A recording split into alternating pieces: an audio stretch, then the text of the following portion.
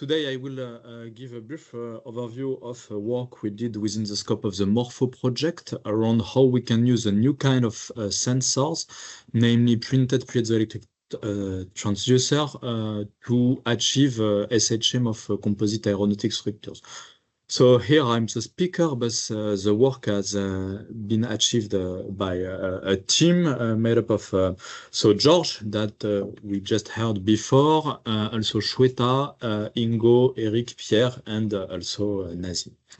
So, well, you know, we have a wide scope within the MORPHO project where we want to focus on the embedded lifecycle management of smart structures. And here my focus is only on embedded sensors to perform so-called predictive health management and structural health monitoring, as you have heard before. So just a few introductory words. So focus on the blades of Safran motors. When we look at blades, it's complicated structures made up of one titanium leading edge and 3D woven composite. And we were not directly working on the blades themselves, but on a substructure representative of it called FOD panel. But still, it's a curved structure with a varying stiffness, 3D woven composite, and bonded leading edge. So it's really a complex structure, especially in terms of SHM, if you want to monitor it. So we want to do SHM and PHM. So what is the goal? So as you may have understood the following Oscar presentation, we want to detect the damage at the right point, meaning not too early, where you will waste time and money in doing the maintenance, but not too late, where you have some safety constraints that may be overreached. So get the good point to achieve the maintenance. And how to achieve that? So we use a so-called structural health monitoring approach. First, we would like to detect the damage, then to localize it, and finally to quantify its size.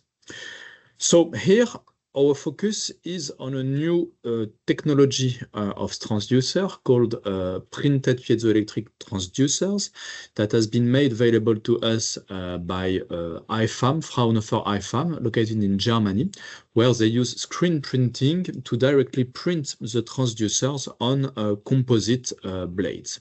So how do they proceed? They have a screen with some parts where the printing paste can go on and some part where it cannot.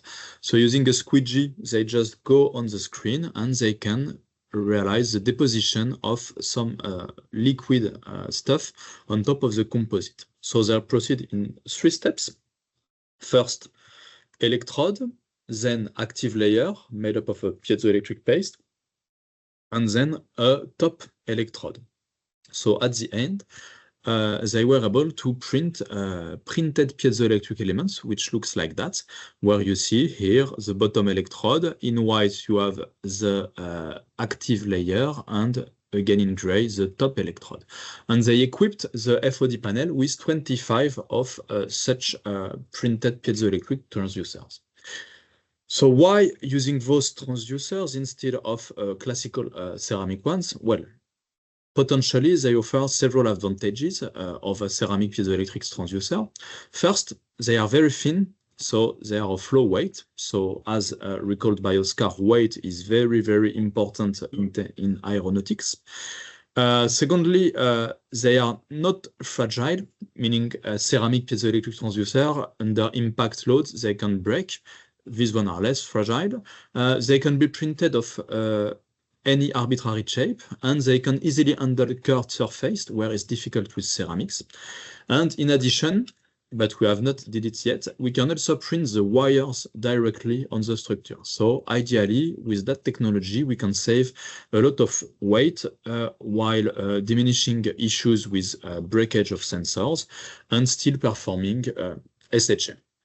So this is what we wanted to check. Can we do SHM using such printed piezoelectric transducers? So we have several technical stuff we need to check in order to ensure that it's possible. First, as we will see later, we'll need to check that we are able to measure the electromechanical impedance of such transducers, which will allow to assess if the transducer is in good health or not, and also to perform some preliminary damage monitoring. Then we will assess how these transducers can allow to perform impact measurements, so detect, localize impacts, and estimate the energy level. Also to achieve some sort of acoustic emission, meaning listening to the damage while it's going on the structure. So it's a passive approach, which allows to follow online and in situ the damage from their early beginning. And finally, if they can achieve long wave interrogation, meaning if we can actively monitor damages in composite structure using such printed piezoelectric transducer. So at the end, what we expect is to have one single sensor technology that can handle those four complementary functionalities that are all very important and very relevant for structural health monitoring. So we will use the data generated during the experimental campaign already presented by Georgios. So I just remind you that we have a test machine. Here you can barely see the panel. And here you can see the data acquisition system that we use for the piezoelectric elements. And this is the data we will use here. We have several steps. We have what we call passive SHM, which means that we just record the noise or the signals received by the piezoelectric elements during one loading unloading step. So it's acoustic emission. We have a guided wave SHM where we send wave. It's the active one. We perform it regularly. And also when impact were dropped on the composite panels, we measure the response to the sensors to these impacts. So now let's move to the results. So first, electromechanical impedance. Can we measure it and is it useful?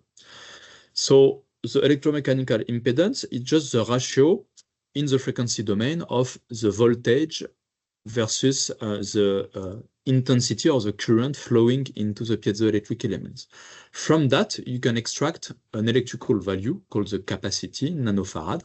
And this electrical value for a circular shaped piezoelectric element can be expressed as follows. So the R dielectric permittivity times the surface of the piezoelectric elements times 1 minus X, which denotes the bonding quality, divided by the thickness of the piezoelectric element. This formula is very useful because if you have a damaged piezo, if it breaks, then its surface will diminish. And as it appears at the top of the capacity formulae, then the capacity will decrease. So if you observe a decrease of the capacity, it means that your sensor is broken down. Then you can also monitor bad bonding. So if the bonding quality is decreasing, it means that X appearing here will move from 1, a perfect bonding, to 0, a debonded element. And then you will observe an augmentation of the capacity. So by measuring electromechanical impedance, you can extract capacity and then be able to monitor if the piezo is correctly bonded and if it evolves during time. And also, from the electromechanical impedance, you can extract its real part in order to perform some sort of damage monitoring. But here we will only focus on the transducer health to begin with. So we have measured the electromechanical impedances of the 25 sensors that have been printed on the FOD panel. And here you see the estimated capacitance in nanofarad versus the frequency for all the tested elements. So as you can see, we have a very thick line grouping all or a lot of piezoelectric elements, and we have some separated lines which indicate that some elements are slightly different from the other ones. So it means that we have a large group of piezoelectric elements sharing very similar electrical capacities, so meaning that they are printed the same way and they behave electrically and electromechanically the same way. And we have some outliers. That means that probably these sensors are not working very fine. So in conclusion, we can see that this group of sensors corresponds to sensors that may work fine, meaning that at IFAM we have a quite high repeatable process allowing to print large-scale PZT. And we have some failure here that may be attributed to the micro-size variation of the surface. So here, the thickness of the piezoelectric elements is in the range of 100 microns. So if you imagine you have some roughness due to composites and to the woven part of composites, then it can disturb the printing process. So this is potentially what happened here for the bad capacitance we observed. So first conclusion is that, okay, the screen printing technology is okay to print sensors, and we have a priori sensors of good and similar quality, given that indicator of quality, which is the capacitance. So now we can move on to the next step and to see if we can perform impact measurements using the printed piezoelectric elements. So here you can see the FOD panel with the impactor going down on it. And you have the signals that have been measured by the printed piezoelectric elements. So as you can see, we have a high signal, like more than 1 volt, and largely coming out of the noise. And we can, without any doubt, measure the impact on the FOD panel. Then, as we have the impact being measured at many locations, by looking the time of arrival of the first impact packet to all the printed sensors, we can estimate the impact location. And here you can see in red the exact impact location, and in green the estimated impact location. So we can detect the impact, and we can also estimate where it has been located quite precisely. So second thing that is okay is that, okay, we can detect and locate impacts using the printed piezoelectric elements. Next, we wanted also to perform some acoustic emission. So meaning we have the printed piezoelectric elements, some acquisition system, and we want to listen to the noise of the damage when it's growing up. So we have a crack growing up in the structure. It will generate some high frequency waves, and we want to listen to these waves. So during one cycle of loading, unloading, we measured what signals arrived to the sensors without any excitation. So it's a passive monitoring strategy, and in theory, it can allow to monitor damage from its earlier burst. So here on this figure in blue, you have the signals that have been measured by one printed piezoelectric element, and you see clearly that we have some acoustical events in the forms of peaks that appear during one loading cycle, which lasts here 50 seconds. You see in gray, in dashed line, the loading cycle. So you see that we first unload and then reload, and you see that in agreement with what could be expected, the acoustical events, they appear during the loading or unloading steps of the FOD panel, which is what we could have intuitively expected, because you imagine that you will break the part when you load it or when you unload it, but not when nothing is happening. So here we can have a preliminary clue to say that printed piezoelectric elements are also suitable for acoustic emission. Lastly, we wanted to ensure that we can also use these piezoelectric elements to perform guided wave measurements.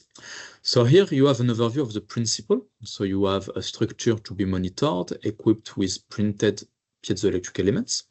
You will send an electrical signal to one piezoelectric element. It will then send waves within the structures.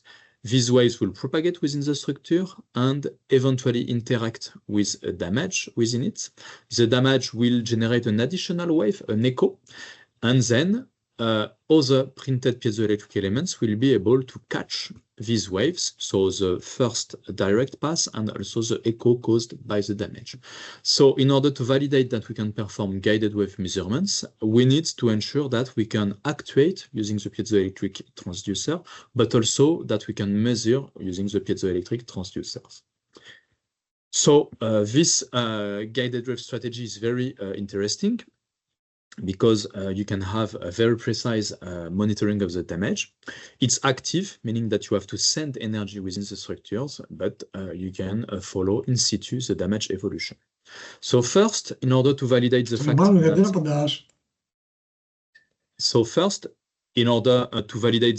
that we can actuate using the printed piezoelectric elements, we made measurements using a laser scanning vibrometer on a healthy FOD panel in the area near a printed piezoelectric element, and we measured the ultrasonic fields at various frequencies. So here you have images.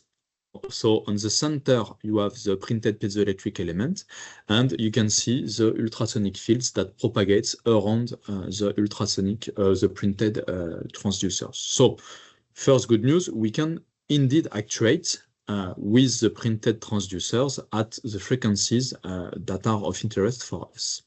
So we can emit guided waves. Now, can we measure them? So in order to check that, we go back to the FOD panel. We use one regular ceramic PZT, which is also bonded on the panel, to send waves at various frequencies. So 50, 100, 150, 200, 250 kilohertz. You can see the emitted signals here. And we see if we recorded something on the printed piezoelectric elements.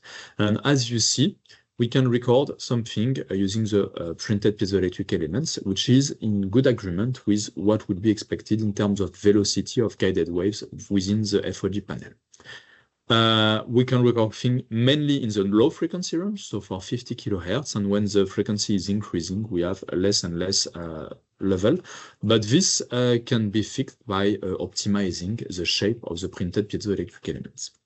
So we can emit and measure a guided wave successfully.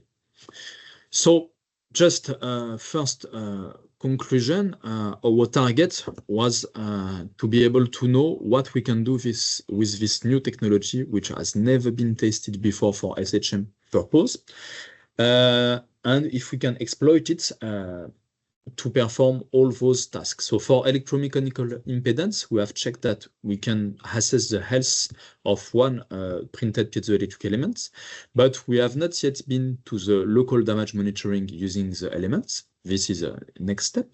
In terms of impact, we have successfully demonstrated that we can detect and localize impacted vents, but we have yet to study how we can estimate the energy of impacts.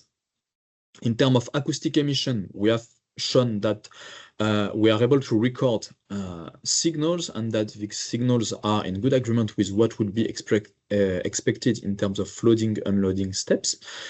But then we need to integrate that and to analyze it during a whole experiment. And in terms of lamp waves, so we have shown that it's possible to emit and to sense guided waves, but now we need to process all these signals in order to perform in situ damage evolution. So the takeaway message here is that single printed sensor printed piezoelectric transducer can do 4 things, so electromechanical impedance, impact measurement, acoustic emission, and lobe wave interrogation. So now the next step is to try to gather all those data